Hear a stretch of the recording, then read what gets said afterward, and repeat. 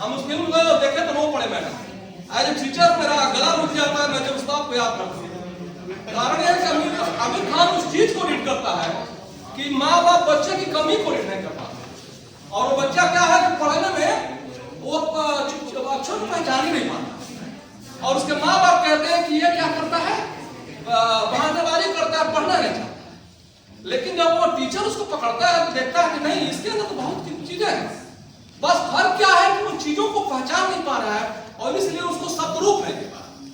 तो वो करता क्या है कि वो जाता है और उसके माँ बाप से कहता है कि मैं मिलना चाहता हूँ उसके माँ बाप से, और माँ बाप से कहता है कि मैं समझना चाहता हूँ कि आखिर आप इसको गलत क्यों इस बच्चे को समझ रहे हैं। तो माँ बाप से सोचता है कि सबसे बेहतर माध्यम है कि माँ बाप को मैं साबित करूं कि माँ बाप पहले बताए कि हमें पढ़ने में क्या क्या दिक्कतें होती हैं। तो एक चाइनीज का वो लाइन लिखी हुई रहती है, वो दब देता है सामने, कहता है सर आप क्या करते हैं, ये करते हैं, तो थोड़ा इसको पढ़िए। तो कह रहा नहीं पढ़ पाएंगे, तो कह रहा क्यों, आप जो है समझ पा रहा है। और तब उसके दिमाग में बात आती है कि निश्चित रूप से बच्चे के लेवल पे वो तो कुछ नहीं जानता है, प्राथमिक स्तर के बच्चे तो कुछ नहीं जानते, जो छोटे बच्चे हैं तो कुछ नहीं पता उनको। तो उनको उनके लेवल पे जाके उनको ये समझाना बताना कि देखो अक्षर यह है, जैसे कई बार होता है कि उच्चारण से वो अवगत है लेकिन चिन्ह से अवगत है, और चिन्ह और जो उच्चारण दोनों को कोरिलेट कर देता है तो वो कहता है ये क, इसका से क्या है। तो इसलिए हम प्रायः प्राथमिक स्तर पर क्या करते हैं, चित्रों के माध्यम से, ताकि उस चित्र को और उच्चारण, इसीलिए कहा गया सबसे भाषा में कहा गया सबसे पहले बोलने की बात की, सुनो पली, सुनो बोलो अब तब लिखो। मतलब सबसे पहले बच्चा किससे अवगत, शब्द हम बोल रहे हैं उससे वो अवगत हो कि क्या है, क तो बोल देगा क, उसके बाद हम क्या कहेंगे अब सुबह, अब वो हम सुना, और फिर वो कहा जाएगा बोलो, फिर कहा जाएगा हम लिखेंगे कहेंगे पढ़ो, अब तब कहा जाता है लिखो। क्या है इस तरह के चीजों में कि तीनों जो लर्निंग के जो माध्यम है, जैसे कहा गया है वो श्रवण जो है, सुनना, बोलना, पढ़ना, वीडियो में तीनों चीजें होती हैं। तो वो चीजें निश्चित रूप से जो डिजिटल लाइब्रेरी की बात की जा रही है, और हम लोग के पीएमसी विद्यालयों में कंप्यूटर हैं, नो डाउट है, तो उनको हम डेफिनेटली उस कंप्यूटर पे बच्चों को बैठा करके जो निर्देश आप लोगों ने दिया, जो हम लोगों को डिजिटली समझाया है कि इसको आप कैसे डिस्प्ले करके बच्चे को दिखा सकते हैं। अभी सर आए थे, वो लाइब्रेरियन सर बता रहे थे कि उसको पढ़ रहे होते हैं, हमारा उद्देश्य पढ़ाना है, तो डिजिटली जो वीडियोस हैं वो पढ़ेंगे और तब उसे कहा जाए कि इस पर लिख डाल, क्यों वो जो कहानी को सुन रहे हैं, कहे इसी को तुम जितना सुन लिया उसको लिख डाल, तो उनके अंदर लिखने की क्षमता का विकास होगा। और माध्यमिक स्तर पर निश्चित रूप से बच्चों का, जैसे मैं बता रहे हैं कि बहुत जल्दी है सबको, हमको बड़ा अजीब लगता है हमें कि जैसे हर गार्जियन को जल्दी है कि मेरा बच्चा क्यों ना जल्दी इंजीनियर, सारा ज्ञान और दुनिया में सम्मान मिलेगा, और करो अपने कर सकोगे भविष्य निर्माण। आधुनिक शिक्षा कैसे होनी चाहिए, क्या होना चाहिए, थोड़ा सा बीच में जो प्राचीन चीजों छूट गई। कि पहले जो शिक्षा होती थी वो ऋषि ही या जो पढ़ाता था वो खुद ही पुस्तकालय होता था, और वो ऐसा बड़ा पुस्तकालय होता था कि जब मिस्र की सभ्यता अपने अधोगत के, मिस्र में कोई सभ्यता नहीं थी और अपने आप को सब, वो अपने शरीर पे नीले रंग का लेप लगाते थे, अपनी तुलना गैर से किया करते। यह मानव था वहां का। उस समय हमारे ऋषि मुनि जो पुस्तकालय का कार्य खुद किए, उन्होंने घोषणा किया कि अनुभद्रा कतो यंत्र विश्वतो अदब्धातो प्रीतातो विदा देवानो यथा सद्मिद्दे अत्रपायरक्षकारो दिवे दिवे सद्मिन्द सर्ववंत देवायत्र नश्चक्राजर संतनुना पुत्रासो यत्र पितरो भवति मानो मध्यारि विष्टाय का सत्य न इंद्र व्यस्त्रवा सत्य न पुखा विश्ववेदा सत्य न द्राक्षवरिष्ठेमि सत्य नो बृहस्पति विदा। ओम दौ शांति, अंतरिक्ष गौम शांति, पृथ्वी शांति, रापा शांति, रोसया शांति, वनस्पतया शांति, विश्वदेवा शांति, सर्वभूत शांति, शांति दो शांति, क्षमा शांति। और इंसान की जिंदगी का 100 वर्ष की कल्पना किया, साहित्य दिया, विज्ञान दिया, और सब कुछ दिया। और सबसे पहला उसके बाद जो मूर्तमान पुस्तकालय हुआ वो चाणक्य हुआ, जिसने कहा चंद्रगुप्त से कि कामरूप से लेकर के और कच्छ की खाड़ी तक और पृथ्वी की पहाड़ियों से लेकर के रामेश्वरम तक भारत की भूमि भारतीयों के लिए है, और चंद्रगुप्त जैसा नायक दिया जिसने राष्ट्रवाद की पहली परिभाषा दी।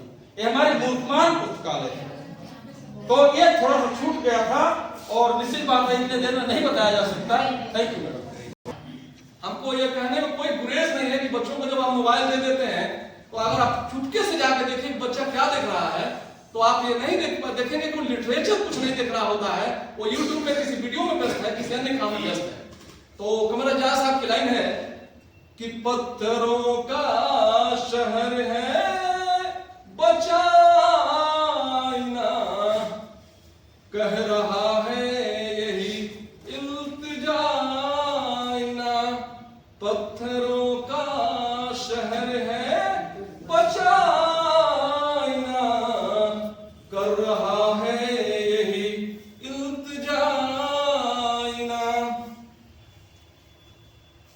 देख कर तुमको लोग संवरने लगे, देख कर तुमको लोग संवरने लगे, अपने किरदार को तुम बनाइना, पत्थरों का शहर है बचाइना, घर के आईने की कद्र घट जाएगी, घर के आईने की कद्र घट जाएगी, लाया बाजार से घर नया आईना, पत्थरों का शहर है बचाइना, लाख लाख चेहरे को अपने छुपा ले मगर, लाख चेहरे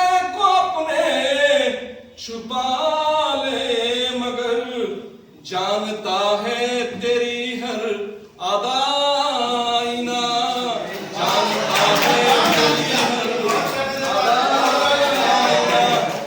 अगली लाइन है हर तरफ बेज़मीनों का बाजार है, हर तरफ बेजमीरों का बाजार है, तू किसी को वहां ना दिखाइना, पत्थरों का शहर है बचाइना, आईना तुझसे कहता है ए जाजिए, आईना तुझसे कहता है ए जाजिए, पहले खुद देख ले फिर छुपाना, पत्थरों का शहर है बचाइना। बहुत धन्यवाद। आपको सारे विषयों का दिया जाएगा तो आप अपने को करेंगे। Thank you so much sir.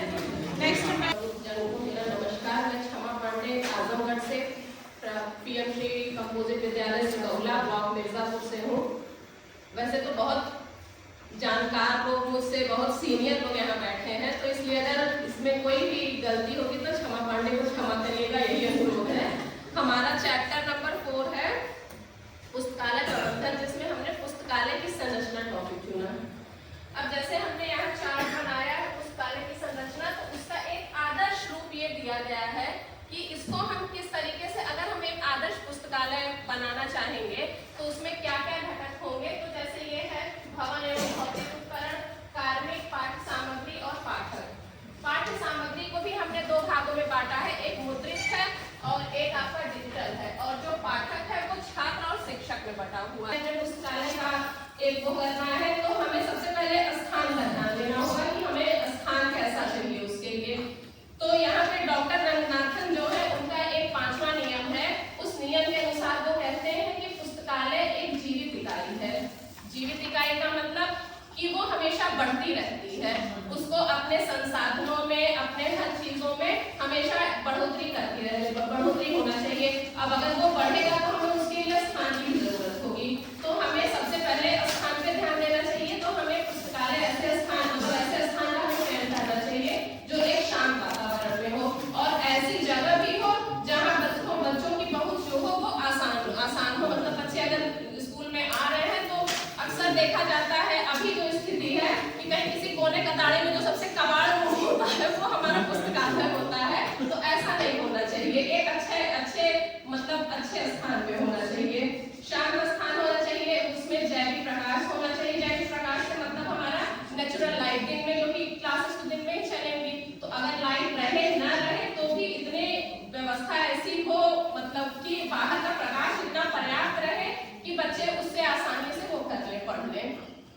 वायु संचालन उसका अच्छा होना चाहिए। और वही मैंने कहा कि ऐसे स्थान पे होना चाहिए कि जहाँ से बच्चे आसानी से, बच्चे क्या, अगर कोई अधिकारी भी आता है या कुछ भी ऐसा, तो एक लाइब्रेरी अब हम यहाँ से अगर के लेके जा रहे हैं ट्रेनिंग, तो कम से कम एक ऐसा वहाँ पे तैयार वातावरण करें अपने विद्यालय में लाइब्रेरी के लिए कि अगर कोई अधिकारी आ रहा है या बच्चा भी, तो उसका ध्यान न चाहते हुए भी उस तरफ खिंच जाए कि हाँ अच्छा क्या है, ये पुस्तकालय। जैसे कल हम लोगों ने मैडम के पुस्तकालय में जब हम लोग गए, तो वहाँ जो बच्चों का था सेक्शन, न चाहते हुए भी कदम, जैसे बाकी में तो मैं गई ही, लेकिन वो वाला इतना ज्यादा डेकोरेट था कि न चाहते हुए भी कदम उधर खींच के कि अच्छा इधर क्या है, यहाँ तो बड़ा बढ़िया सब सजा हुआ है उस टाइप से। कुशल कार्मिक नियोजन, हम लोग यहाँ बैठे ही हैं, कार्मिकों के रूप में हम लोग को इसका ले रहे हैं यहाँ पे एज ए लाइब्रेरियन ही हम लोग कह सकते हैं कि अब हम लोग, हाँ हम लोग जाके तो वहाँ पे पुस्तकालय में सबसे, अब तो यहाँ पे पढ़ रही है आए तो ट्रेनिंग के बाद ये पता चला कि सच में, तो मैं मतलब अपनी सच्चाई बता रही हूँ कि मुझे पहले ये लगता था कि लाइब्रेरियन होना सबसे आसान है। यहाँ ट्रेनिंग के बाद ये पता चला 150 से 200 वर्ग मीटर, और जो माध्यमिक के लिए है उसमें 200 से 300 वर्ग मीटर के क्षेत्रफल का एक मतलब रूम होना चाहिए, जो हमें पुस्तकालय एक आदर्श नाम ये दी गई है। बाकी भाई जिस हिसाब से जगह है उस हिसाब से वो करेंगे, आदर्श नाम भी है, इस हिसाब से हमें ये खोलना चाहिए। भाई बहनों, नंदी देवी, राजकीय कन्या इंटर देवबंद जिला शामिल हूँ। मेरा ये पहला रहा है कि पहली ट्रेनिंग है, मैंने कभी नहीं की। मेरी जो है वो प्राथमिक की नियुक्ति है, कभी मैंने कोई लाइब्रेरी की ट्रेनिंग नहीं की। लेकिन ये कि जैसे मुझे ये चार्ट दिया मैडम ने कि जब तक कोई लेक्चरर नहीं आता आप इसे मेंटेन कर लो, तो उसके लिए मैंने जैसे भी मेरे से हो सका, मुझे जो मिला उसमें कुछ भी नहीं था, किताबें भी ऐसी पड़ी हुई थी। लेकिन जैसे मैंने हाई स्कूल इंटर में अपने स्कूल में देखा पढ़ते टाइम, उसी हिसाब से मैंने वहाँ किताबों को लगाया, उन्हें नंबर दिया, उनके मैंने गत्ते काट के और ये चार्ट पेपर लगा के मैंने उस पर सीरियल डाला किताबों का, उसका अलमारी नंबर डाला। मैं अपना अनुभव बता रही हूँ, ये तो मैडम ने जो बोला ये हमने वो बनाया, वो तो कोई बात मैं बताऊंगी, कोई नहीं बोला, लेकिन हमने जैसे वो किया मुझे भी बहुत अच्छा लगता था। एक मैंने और देखा कि जब किताबें आती हैं, अगर आप बच्चों को लेके जाए वहाँ किताबें लगाने के लिए, मेरा अपना अनुभव है, वो बहुत रुचि लेते हैं, क्योंकि मेरा 6 to 8 ही रहता है, मेरा जो संपर्क है बच्चों से वो मेरा 6 से 8 तक ही है, 9 से 12 तक मेरा बच्चों से इतना वो नहीं है। तो मैं बच्चों को ही लेकर जाके अपनी लाइब्रेरी मेंटेन कराती हूँ, जैसे भी मेरे से हो सकता है। वो मैंने सब इस तरह से किया हुआ है कि अगर कोई भी किताब मांगता है, ये सब तो जो टेक्निकल तो हमें यही पता चला कैसे नंबर देना है, कौन सा ग्रुप है, कैसे रजिस्टर बनाने हैं, लेकिन अपने हिसाब से जो भी बना सके वो किया हमने। तो कुल मिला के यही है, एक तो स्थान जो है रूम वो अच्छा होना चाहिए, उसके लिए हम मैडम से भी बोलते रहते हैं कि मैडम इसकी सफाई करवा दो, क्योंकि स्टाफ शॉर्ट होने की वजह से 4th क्लास भी नहीं है, सफाई भी नहीं हो पाती। अगर कमरा साफ सुथरा होगा तो बच्चे अच्छे से जाएंगे, वहाँ पढ़ेंगे, बैठने की व्यवस्था होगी, वेंटिलेशन अच्छा होना चाहिए, प्रकाश की जो व्यवस्था है वो अच्छी होनी चाहिए। अगर लाइट नहीं है तो बच्चे आराम से पढ़ सकें। और जो है जो अलमारी वगैरह या रैक वगैरह वो बच्चों की पहुँच के अनुसार होनी चाहिए। मान ली छोटे बच्चे हैं, बड़ी अलमारी लगा देंगे, वो ऊपर रैक तक पहुँच नहीं पाएंगे। उसके बाद कल वो हमने देखा लाइब्रेरी में जो रैक रखी हुई है वो अच्छी लगी मुझे, कि जाके वो हमने फोटो ली है कि मैडम से मंगवाएंगे छोटे बच्चों के लिए पत्रिका वगैरह लगाने के लिए। तो बस ज़्यादा नहीं कह मैं बोल पाऊंगी, लेकिन यही है मैं बच्चों को साथ लेकर जाती हूँ तो वो मेरी किताबें लगवाते हैं, वो कहते हैं मैडम हमें पढ़ने को, मैं उन्हें बांटती भी हूँ, बांट देती हूँ, घर ले जाते हैं, पढ़ के लाते हैं, फिर लेकर हमारी उनसे लगवाती हूँ, बहुत खुश होते हैं।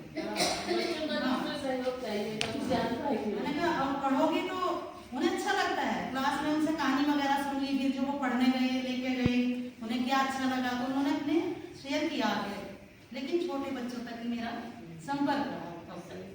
Thank you. नमस्ते है ना आप सभी लोगों को। मेरा नाम अनुराधा सिंह है और राजकीय वायुसेना वाली शादी प्रतिनिधित्व कर रही हूँ। जो टॉपिक मिला है, टॉपिक का नाम है पाठ्य सामग्री का प्रक्रियाकरण।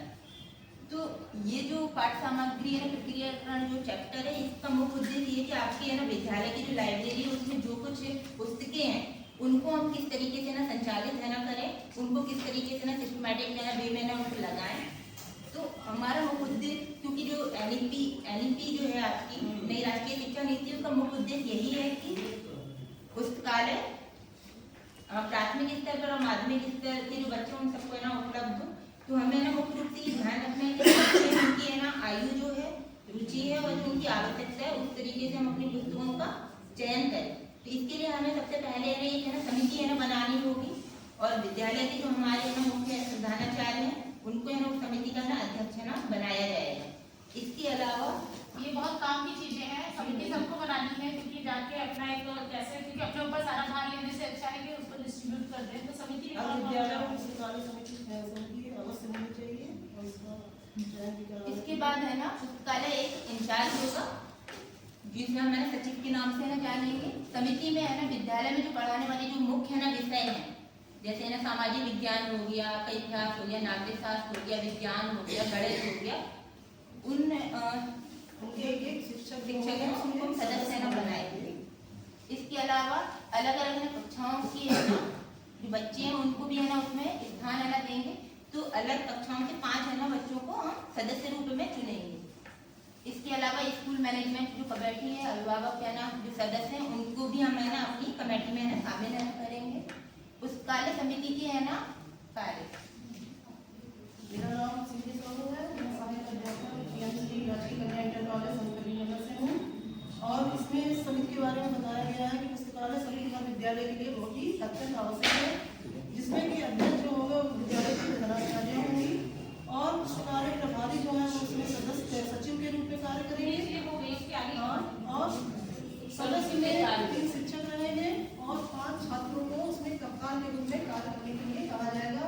और मैनेजमेंट कमेटी में जैसे कि अभिभावक सदस्य भी हैं तो वो भी इसमें भाग ले सकते हैं, उसमें होना उनका जरूरी है। इस समिति का जो मेन काम है वो आवश्यकता के अनुसार मूल्यांकन करना है। बच्चों की क्या जरूरतें हैं उनको पाठ साहित्य में आवश्यकता के अनुसार उनका मूल्यांकन करना है कि उनको किस प्रकार की पुस्तकों की आवश्यकता है। सेकंड है कि विद्यालय में मौजूद जो पुस्तकें हैं वो कितनी उपयोगी हैं या खराब हो चुकी हैं या इनकी और कितनी अधिक आवश्यकता है, इसके अनुसार आवश्यकता पुस्तकों का स्थिति का विश्लेषण करना है। पुस्तकों का चयन किस प्रकार करना है, इसमें ये बताया गया है कि जो बच्चे उनकी रुचि के अनुसार, रुचि का मतलब जो उनको पसंद हो, प्रेरक हो, शिक्षाप्रद हो, ऐसी पुस्तकों का चयन किया जाना चाहिए। ये कार्य कौन करेगा? पुस्तकालय समिति के माध्यम से किया जाएगा। हो सकता है प्राथमिकता उन्हीं किताबों को देनी चाहिए जैसे कि कहानी है, कविता है, सामान्य ज्ञान और पाठ्यक्रम से संबंधित पुस्तकों का भी चयन किया जाना चाहिए। पुस्तकों की गुणवत्ता का निरीक्षण भी करना पुस्तकालय समिति का ही कार्य है। इसके अंतर्गत आप छात्रों की आयु और रुचि के अनुसार ही किताबों का चयन करवा सकते हैं। और हमें ये भी ध्यान देना चाहिए कि जो पुस्तकों की लेखन शैली है, भाषा की गुणवत्ता की जांच भी होनी चाहिए। इसके बाद है अनुशंसा व स्वीकृति। चयनित जो किताबें करनी है विद्यालय के लिए कि जो विद्यालय के लिए किताबें कौन सी सही रहेंगी, इसको चयनित पुस्तकों की लिस्ट बनानी है और उसे शिक्षा विभाग के द्वारा अनुशंसा के लिए भेजना भी है। लास्ट कार्य है उसका कि पुस्तक क्रय करते समय उस प्रक्रिया में सारी समिति का सहयोग रहेगा। सारे व्यक्ति जितने भी लोग हैं विद्यालय में वो सब उसमें क्रय करने में सहयोग अपना प्रदान करेंगे जिससे कि अच्छी से अच्छी गुणवत्ता वाली पुस्तक हमारे विद्यालय में आ सके। धन्यवाद। नहीं पूछ रहा हूँ, मैं पूरे होल प्रदेश की बात कर रहा हूँ। किसी भी विद्यालय में परचेजिंग करना तो दूर, उसके लिए कोई सजेशन नहीं दे सकता है। आजकल जो है वो किताबें बाहर से आ जाती है विद्यालय में, किसी को जानकारी नहीं होता और किसी की उपयोगार्थ है या नहीं बच्चों के लिए, वह सिर्फ उनका कई जगह हुआ है, देखा भी है, उनका पैसा पे हो जाता है। किताबें कौन सी आई है, क्यों आई है, किस सब्जेक्ट की है, यह कोई नहीं जानता।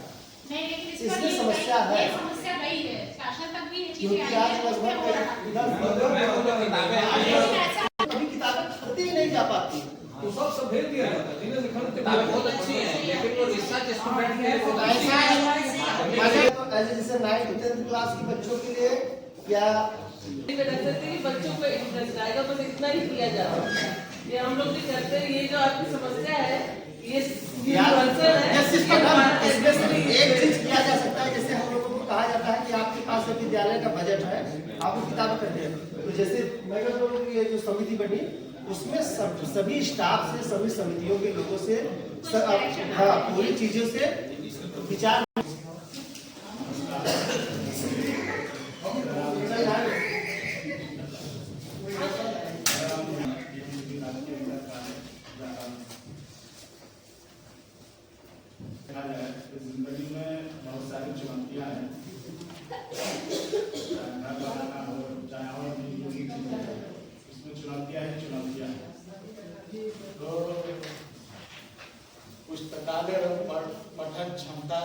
पे बहुत सारी चुनौतियाँ जो है आती हैं, इसको हम लोग देखेंगे। सबसे पहले देखेंगे कि स्कूलों में पुस्तकालय कक्ष का जो है बहुत सारा अभाव होता है, आजकल कक्ष नहीं रहता है। तो ये सब चुनौतियाँ हैं, इसको कैसे हल किया जाए, ये हम लोग अपने स्तर पे अपने विद्यालय में जाकर पढ़ाना चाह रहे थे। हम लोग जो विद्यालय में अक्सर देखा गया है कि बहुत सारे जो टीचर होते हैं वो ट्रेन नहीं होते थे। उनको जब तक ट्रेन नहीं होंगे तो पुस्तकालय के बारे में उनको जानकारी नहीं है। जब ट्रेन हो जाएंगे तो पुस्तकालय के बारे में जानकारी हो जाएगी तो बच्चों के बारे में अच्छे से जो भी वो डिलीवर करेंगे। ठीक है। अगला है पाठ्य सहगामी एवं विषय से संबंधित पुस्तकों का। विद्यालय में जाहिर सी बात जो भी सब्जेक्ट है उससे रिलेटेड जो है वहाँ पर किताबें नहीं हैं। अगर वहाँ सब्जेक्ट से रिलेटेड किताबें अगर मौजूद होती हैं तो बच्चों को इससे बहुत फायदा हो सकता है। अगला है पुस्तकालय कालांश का समय सारणी में न होना। पुस्तकालय कालांश जो होता है उसमें समय सारणी आजकल नहीं रहता है, जिसकी वजह से बच्चों को बहुत सारे नुकसान होता है। तो अगर ये हो जाए तो बच्चों को फायदा पहुंचेगा। डिजिटल सामग्री का सभी छात्रों तक पहुंच संभव न होगा। ये सब चुनौतियां हैं। डिजिटल आजकल जो है स्कूलों में बहुत सारे तो है, बहुत सारे स्कूलों में ज़्यादातर नहीं है। अगर ये डिजिटल चीज़ें हो जाए तो बच्चों को इससे बहुत सारा फायदा हो सकता है। अगला पाठ्य सहगामी क्रियाओं का निरस एवं विषय से संबंधित न हो। पाठ्य सहगामी जो भी क्रियाएं हैं वो बहुत नीरस है, जिससे बच्चों को विषय संबंधित भी नहीं है, जिससे बच्चों को फायदा नहीं मिलता है। तो इस तरह के अगर बहुत सारी चीजें हैं जो अगर विद्यालय में हो जाए, ठीक है, ये सब चुनौतियां हैं, अगर इन चुनौतियों का समाधान हो जाए तो इस हम लोग इससे फायदा बच्चों को फायदा दे सकते हैं। ठीक है, आगे बढ़िए। मेरा नाम अनिल कुमार, मैं पीएमसी राजकीय इंटर कॉलेज आया हूँ। यहाँ पर जो मेरा मुख्य विषय था पुस्तकालय में पठन संवर्धन में चुनौतियाँ। तो पहले ये हम पॉइंट समझ लें कि पठन संवर्धन या संचार हम करते ही क्यों, संचार हम करते क्यों, क्योंकि हमारी आवश्यकताएं हमें एक दूसरे से बात करने को मजबूर करती। पुराने समय में जब पाषाण काल था उस समय लोगों ने सैंबल्स बनाए हुए थे, ठीक है, सैंबल्स बनाए थे, वही धीरे धीरे बाद में भाषा में परिवर्तित हो गया, जो है वो भाषा बनी। तो जब से भाषा का आविष्कार हुआ वहीं से मान लिया गया कि सभ्यता का आविष्कार हुआ है। लिपि का आविष्कार जब जहाँ से खोजने पर पता चला कि वहाँ कुछ टीलाकार लिपि मिली या अलग अलग तरह की लिपि, तो वहीं से समझ लिया गया कि यहाँ से सभ्यता का विकास हुआ और इसी भाषा ने जो है बहुत महत्वपूर्ण भूमिका निभाई। तो यहाँ पर हम मुख्य विषय है, क्योंकि समय कम है इसलिए मुख्य विषय यहाँ पर रखा गया कि पठन में चुनौतियाँ क्या आ रही। तो हम पहले अब एक बात बताएं कि ज्ञान के समान स्तर पे पहुँचने की प्रक्रिया ही हम संचार बोल रहे हैं। हम करते ही इसलिए कम्युनिकेशन है कि हमें जो पता है वो तुम्हारे तक पहुँच जाए। फीडबैक आया, हमें तो नहीं समझ में आया, तो इसके मतलब पठन या हम जो कम्युनिकेशन प्रोवाइड करा रहे थे उसमें कहीं बीच में कुछ दिक्कत है। तो हम एक ब्लॉक डायग्राम दिखा रहे हैं। अच्छा, ये जो है इसको भी हम थोड़ा समझा रहे हैं बच्चे से कि क्या तुम्हें ये समझ में आ गया? तो बच्चा कह रहा सर नहीं आया। तो उन्होंने उसको दोबारा बोला कि ठीक है पुस्तकालय में जाओ, ये फलाना किताब पढ़ना और कल हमको बताना। दूसरे दिन बच्चा आया, फिर उन्होंने पूछा क्या तुम्हें पुस्तकालय में गए थे, तुम्हें वो किताब मिली? तो उसने कहा यस सर। फिर उन्होंने पूछा कि क्या तुम्हें, देखिए यहाँ पे लेवल का डिफरेंस बना हुआ है। जब ज्ञान के समान स्तर पे पहुंच गए तो उसने बताया कि यस सर हमें वो किताब मिल गई थी, हमने वो पढ़ा, हमें वो चीज समझ में आ गई, तो हमारा लेवल समान हो गया यहाँ पर। अब हम इसको आगे बता रहे हैं कि दिक्कत आ कहाँ पर रही है। यहाँ पे जब कम्युनिकेशन हो रहा है तो उसका जो प्रोसेस ट्रांसमिशन जो ट्रांसमिट कर रहा है, दूसरा रिसीवर और तीसरा मीडियम। तो जब हम कम्युनिकेशन करते हैं तो इनिशियली करते क्या है कि हम जो भी इंफॉर्मेशन पहुंचा रहे हैं उसको हम कोडिंग करते हैं, जिसको अभी हम यहाँ पे हम भाषा बोल रहे हैं, कोई हिंदी हो सकता है, अंग्रेजी हो सकता है, उसको हमने कोडिंग किया। उस पर लगाइए ना सर, होगा यह दूसरा है रिसीवर और बाकी ये मीडियम है। तो ये कोडिंग हुआ। अब अगर इस प्रोसेस में ट्रांसमीटर, रिसीवर, मीडियम, इसमें अगर किसी भी तरह का डिस्टरबेंस हुआ, then it will lead to misinformation, dissemination of misinformation। मतलब हमने यहाँ पे लिखा है रोको मत जाने दो, रोको मत जाने दो। यहाँ पे एक कॉमा लगा दिया, रोको मत, यहाँ रोको मत जाने दो बोला ऊपर कि रोक लो उनको, जाने मत दो, लेकिन यहाँ पे एक कॉमा लगा दिया, रोको मत जाने दो, ठीक है, तो उसको जाने दिया। समझ में आया?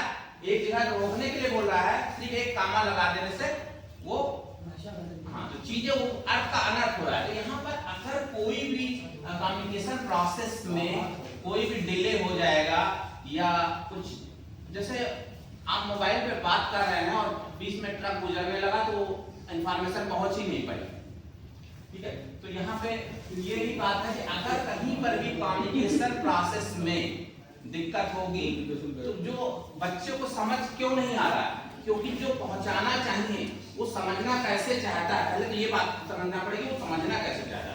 तो हर एक बच्चे के लिए अलग टेक्निक होगी, एक शिक्षण शैली होगी और उस जिसमें वो समझ सकता है।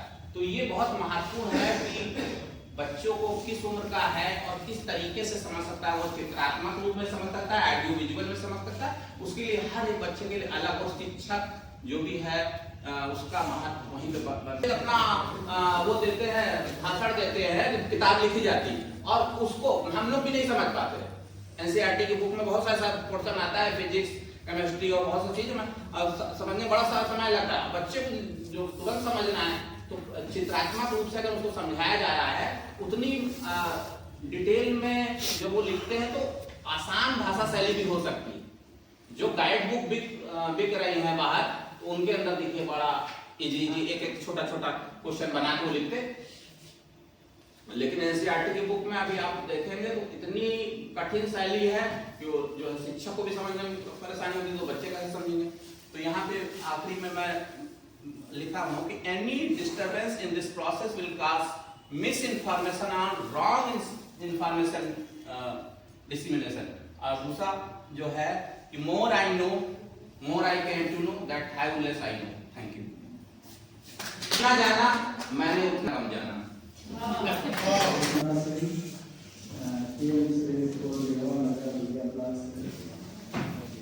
हमको काफी लगा सारे जैसे कि सारे दिन पहले काफी जानकारी हमसे जानकारी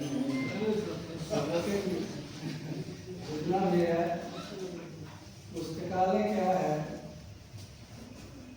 पुस्तकालय ज्ञान का भंडार है, जहाँ हमको पाठ्य पुस्तक से जो जानकारी ना मिले वहाँ कुछ ऐसे कारण विद्वान रखते हैं जिससे हम और जानकारी इकट्ठा कर सकते हैं। जो भी और जहाँ भी हम लोग आज पहुँचे हैं पुस्तकों के माध्यम से ही पहुँचे हैं और हमारे गुरुजनों के द्वारा पुस्तकों का ज्ञान हमको दिया गया है। दूसरी चीज के मतलब है आजकल में पुस्तकों का अभाव था। हमारा ज्ञान जो था ऋषि के द्वारा एक दूसरे को कंसल्ट कराया जाता था और वो अपना ज्ञान पीढ़ी दर पीढ़ी बांटते थे। वैदिक काल में यही प्रचलन था। उसके बाद हमारे ऋषि जो थे पाणिनि, उन्होंने सबसे पहले पुस्तकालय की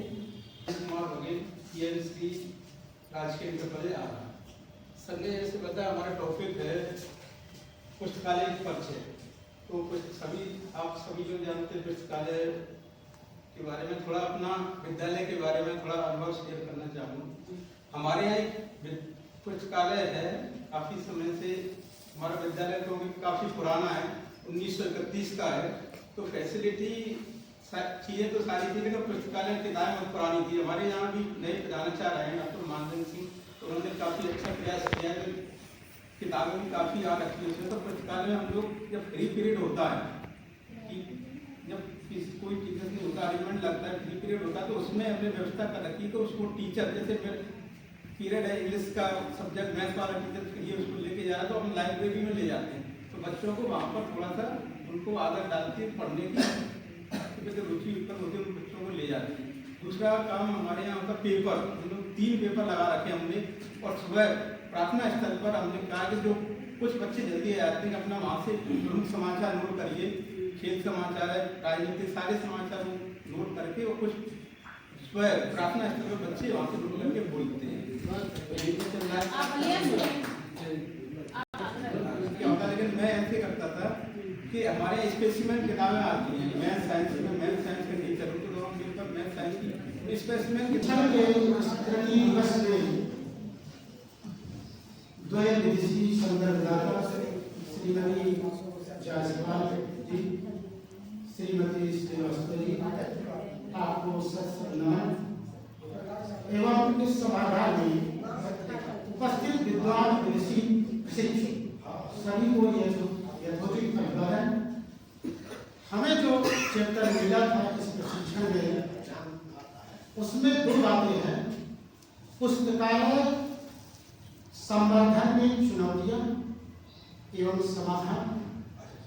उसी में दूसरा टॉपिक अंतर्निहित है, पठन क्षमता संवर्धन में कौन कौन सी चुनौतियां हैं और उनकी क्या क्या समाधान।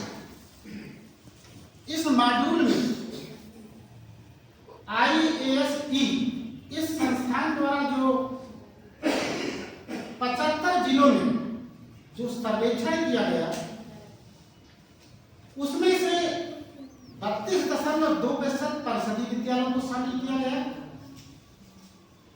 और 62.8% माध्यमिक विद्यालयों को इस पर्दे में रखा गया। जो चुनौतियां सामने आई हैं उनको आधार बनाते हुए आज हम इस प्रशिक्षण में शामिल हैं। ये ऑनलाइन सर्वे की चुनौतियां हैं। इस ऑनलाइन सर्वे चुनौतियों में जो मुख्य रूप से है कि विद्यालयों में पुस्तकालय प्रभारी नामित है या नहीं नामित है, ये पहली चुनौती थी। इसके आधार पर ये रिपोर्ट दी गई इस मॉड्यूल में। दूसरा जो मुख्य इशू था कि उसमें प्रशिक्षित है प्रभारी या नहीं है, दोनों में, माध्यमिक विद्यालयों में और परिषदीय विद्यालयों में इसका अलग अलग परसेंट है। जो तीसरा इशू ये था कि उस पुस्तकालय का प्रयोग कितने कर रहे हैं, कितने नहीं प्रयोग कर रहे हैं, हम अपने से बताएंगे। पाठ्यक्रम से संबंधित जो विषय है, क्या उनके मामले में विद्यार्थियों द्वारा और शिक्षकों द्वारा पुस्तकालय का प्रयोग किया जा रहा है या नहीं किया जा रहा है। ये जो चुनौतियां थी, ये इस ऑनलाइन मॉड्यूल के आधार पर आई है और इनकी चुनौतियों का समाधान कैसे होगा। अगर हम इनको पलट करके देख ले कि हर विद्यालय में प्रभारी नामित होना चाहिए, तो पहली चुनौती हमारी खत्म हो जाएगी, उसका समाधान मिल जाएगा। नंबर 2, जो प्रशिक्षित हो या ना हो, तो प्रशिक्षण का तो ये पहला चरण है और इसमें हम जितने 75 जिलों से यहाँ प्रशिक्षण प्राप्त करने आए हैं, हो सकता है भविष्य में मास्टर ट्रेनर हो और अपने जनपद के विद्यालयों में जो पुस्तकालय प्रभारी है उनको सब हम लोग ये प्रशिक्षण देकर इस चुनौती का समाधान कर सकते हैं। प्रयोग की समस्या थोड़ा जटिल है। पुस्तकालय का प्रयोग कैसे हो, without teacher teaching is not possible. ये बिल्डिंग से पढ़ाई नहीं हो सकती। बिल्डिंग में पुस्तकालय स्थापित करके बाहर से ऐसी किताबें भेज करके कि जिनका ना तो विद्यालय के प्रधानाचार्य को मालूम है, ना वहां पे पुस्तकालय प्रभारी को मालूम है कि कौन सी हमारे विद्यालय में पुस्तकें आ रही है। अचानक बादलों से जैसे पानी टपकने लगता है, ऐसे आ जाती है और कार्यालय द्वारा भेज दी जाती है और कार्यालय पटक करके किसी तरह कोने में बंडल रख दिया जाता है। ना पुस्तकालय प्रभारी को मालूम होता है, यहाँ तक प्रधानाचार्य को नहीं मालूम। अभी सितंबर में 4 करोड़ रुपया माध्यम करेंगी। जब उस चीज का प्रवक्ता नहीं है, उसका प्रैक्टिकल कौन कराएगा, क्या पुस्तकें स्वयं उठाएंगी? उसकी चुनौती सबसे है। अगर टीचर नहीं का तो आपके बच्चों को कौन पढ़ाएगा? आपकी गार्जियन की पहली चुनौती है कि विद्यालय में टीचर होगा तब तो हमारा बच्चा होशियार होगा। जब स्टाफ ही नहीं है, टीचर ही नहीं है, तो क्या बिल्डिंगें बढ़ाएंगी? तो सबसे बड़ी चुनौती तो हमारे सामने ये मानव संसाधन नहीं है।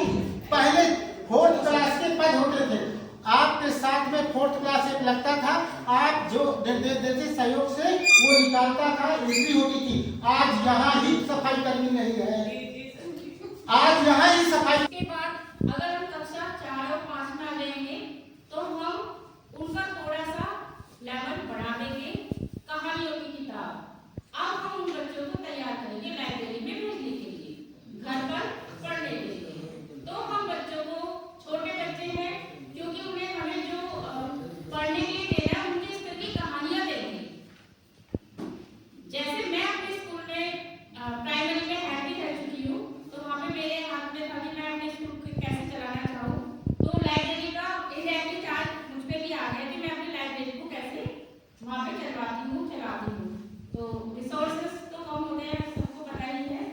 तो उसके बाद हमने कहा कि कोई भी बच्चा एक बुक पढ़ेगा लाइब्रेरी से, बहुत सारे पढ़ते हैं, जो इसको याद करेगा अपने शब्दों में सुनाएगा, हम उसको पुरस्कृत करेंगे। इससे क्या हुआ, बच्चों में जिज्ञासा भी उत्पन्न हुई। बच्चे किताब भी, कहानी पढ़ते थे, छोटी छोटी बहुत बड़ी बड़ी कहानी नहीं, और कहानी को वो असेंबली में सुनाते थे और उनके अंदर एक कॉन्फिडेंस आता था कि हम भी सुना सकते हैं। मैंने देखा ऐसे भी बच्चे जो पढ़ने में कमजोर थे, क्योंकि उन्हें वहाँ पे सबके सामने सुनाना था, उन्होंने कोशिश की, चाहे वो उन्होंने अटक की। उसके बाद अगर हम आ जाते हैं बड़े बच्चों पे, इंटर कॉलेज के बच्चों पे, तो उनके लिए यही है कि जैसे सर ने बताया, हम सबने बहुत अच्छी अच्छी बातें बताई, हम बहुत ध्यान से उसको सुन रहे थे। तो बच्चों के अंदर एक शिक्षक का काम है जिज्ञासा को बढ़ाना।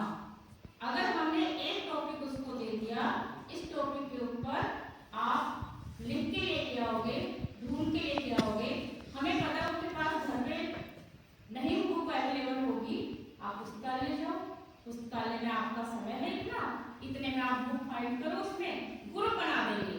क्योंकि हमें पता है हर बच्चा हर चीज को नहीं कर सकता, तो हमें ये भी पता है कि हमारे 10 बच्चे ऐसे हैं जो ढूंढ के लाएंगे उस टॉपिक को लिख के।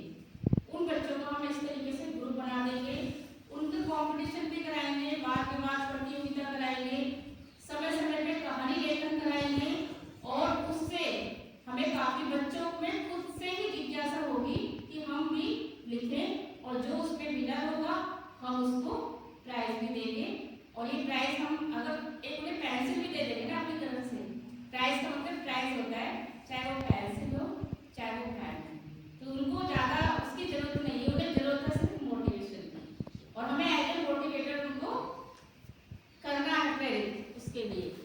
उसके बाद अब क्योंकि बच्चा 24 घंटे स्कूल में नहीं रहता, बच्चा हमारे पास सिर्फ 6 घंटे रहता है, तो हमें सबसे पहले काउंसलिंग करनी है उनके अभिभावकों की भी, क्योंकि उसमें उनका मेन रोल है। और हम अभिभावकों को कहेंगे कि जो आप करोगे वही हमारे बच्चे सीखेंगे। और मैं हमेशा यही कहती हूँ कि बच्चा 6 घंटे हमारे पास रहता है, 18 आपके पास रहता है, उस 18 में आप 4-5 घंटे को समझाएं। जो बच्चे, जो पेरेंट्स करेंगे डेफिनेटली वो संस्कार बच्चों में आएंगे। तो जैसे हम लोग तो वेल एजुकेटेड है यहाँ पे सारे, तो हमें तो पता है आदत कैसे डेवलप करनी है। जैसे मैंने अपनी बेटी के अंदर जो एक आदत पढ़ने की डेवलप करी, वो 10th क्लास में है, लेकिन मैंने उसको शुरू से उसके बर्थडे पे या विशेष उस पे गिफ्ट के साथ साथ एक बुक जरूर, आपको ये बुक जरूर पढ़नी है। और आज उसके पास बहुत सारी बुक है, उसकी रीडिंग हैबिट जो है काफी डेवलप हो गई। लेकिन क्योंकि हमारे पास जो बच्चे आते हैं वो पेरेंट्स के लिए हम ये कहेंगे कि भाई थोड़ा सा आप इनको टाइम दो, कुछ भी अखबार तो पढ़ना जानते हो ना, अखबार पढ़ लो, इन्हें भी पढ़ाओ अखबार। अखबार से क्यों नहीं होगी पढ़ने की आदत? अगर हम कोशिश करेंगे तो सब कुछ हो सकता है। एक तो शायर है उन्होंने कि कौन कहता है कि आकाश में सुराग नहीं हो सकता,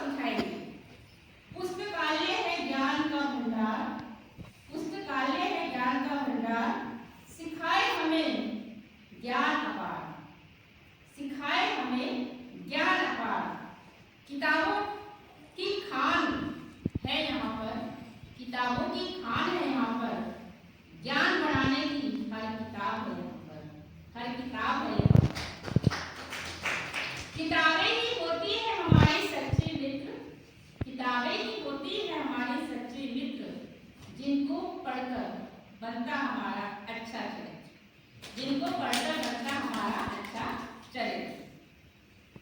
आओ हम सब चलो पढ़े पढ़ाए, हम बच्चों से बोलेंगे लाइब्रेरी को करने के लिए, आओ चलो हम सब चले पढ़े पढ़ाए, अपने यहाँ के पुस्तकालय का पूरा लाभ उठाए, पूरा लाभ उठाए।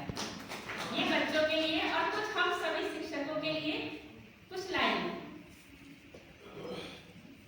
जो हम यहाँ पे प्रशिक्षण करने आए उनके लिए, यहाँ से जाकर हमें क्या करना है, हम सभी को अपना पूर्ण उत्तरदायित्व निभाना है as a librarian, as a master trainer, as a teacher, as a जो भी हम एज ए पर्सन, हम सभी को अपना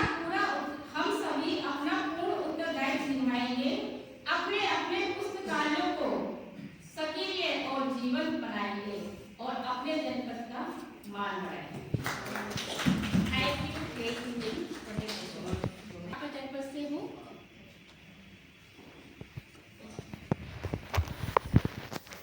दिया गया तो हम मना कर रहे थे कि हमें चार्ज न मिले, पता नहीं क्या करना पड़ेगा, वहाँ क्या होगा।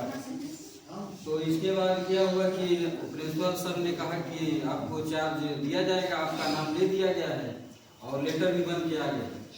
तो कुछ जो टीचर थे तो उन्होंने कहा कि अरे आप क्यों घबरा रहे हैं, पुस्तकालय में जाएंगे वहाँ तो प्रिंसिपल जहाँ बैठते हैं उससे भी अच्छा वहाँ कक्ष है, आप तो बहुत व्यवस्था अच्छी है, वहाँ जाइए बढ़िया से रहिए, क्या कैसे करेंगे कुछ समझ नहीं आ रहा था। इसके बाद फिर मिल गया लेटर तो हमें जाना पड़ा वहाँ। जब वहाँ गए तो देखे तो बताया कि बढ़िया कुर्सी है, बढ़िया सब कुछ है, वहाँ गए कुछ नहीं था। तो पहले थे उनको भी बैठने की व्यवस्था नहीं थी, तो हम कहे कि यहाँ तो बैठने की व्यवस्था नहीं है, कैसे क्या किया जाएगा। फिर इसके बाद मतलब जब लेटर मिला तो 2-4-10 दिन के बाद हम ज्वाइन किए। लेटर मिलने के बाद जब ये हुआ कि वहाँ गए, कह रहे हैं कि आप लेटर पे लेटर लिखते जा रहे हैं, लेटर लिखने से सामान आएगा। तो हम कहे सर व्यवस्था है नहीं वहाँ।